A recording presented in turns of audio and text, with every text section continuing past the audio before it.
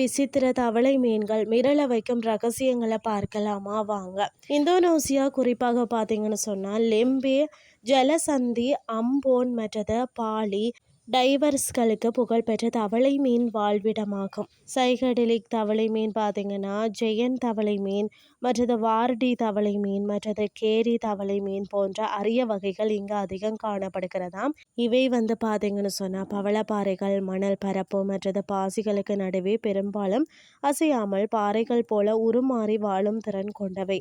அம்போன் பகுதியில் காணப்படும் இவை அதன் கைரேகை போன்ற வெள்ளை இளம் சிவப்பு கோடுகளுக்காகவும் மஞ்சள் பழுப்பு நிறத்திற்காகவும் மிகவும் பிரபலமானது.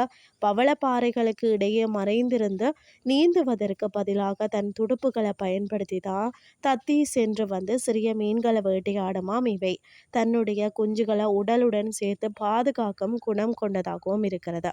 ஜெயன் தவளை மீனை பற்றி பார்த்தீங்கன்னா லெம்பே, ஜலசந்தி, கோமோடா மற்றது பாலிதீவு போன்ற இடங்களில் தான் மஞ்சள், வெள்ளை, பழுப்பு போன்ற பல்வேறு நிறங்களில் மாறி பவளப்பாறைகள் அல்லது மணல் பகுதிகளில் காணப்படுகிறது.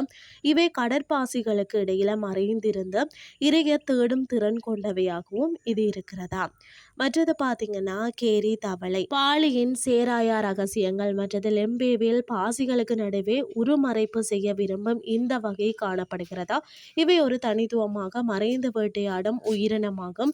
இவை தோல் அமைப்பில் உள்ள முடி போன்ற அதாவது ஸ்பைன்களால் சூழப்பட்டு பவளப்பாறைகள்ல மறைந்து வாழ்கிறதா. கேரி என்று அழைக்கப்பட்டாலும் அவை முடியல தோலில உள்ள ஒழுங்கற்ற தோல் ஸ்பைன்களாகவும் இவை தங்கள் உடலை சுற்றியுள்ள சூழலுக்கு ஏற்ப மாற்றிக்கொள்ளும் திறன் கொண்டவை.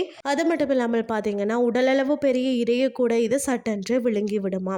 மற்றது பார்த்தீங்கன்னா வார்டி தவளை மீன், அதாவது துலாம்பெண் மற்றது வடக்கு சுலவேசி போன்ற இடங்களில் தான் டைவ் செய்யும் போது பார்த்தீங்கன்னா இதை காணலாம். வார்டி தவளை மீன்களின் தலையில் பக்கவாட்டில் முதுகு துடுப்பின் மேல் மற்றது வால் துடுப்பின் அடிப்பகுதி போன்ற இடங்களில் தான் சிவப்பு திட்டுக்கள் காணப்படும்.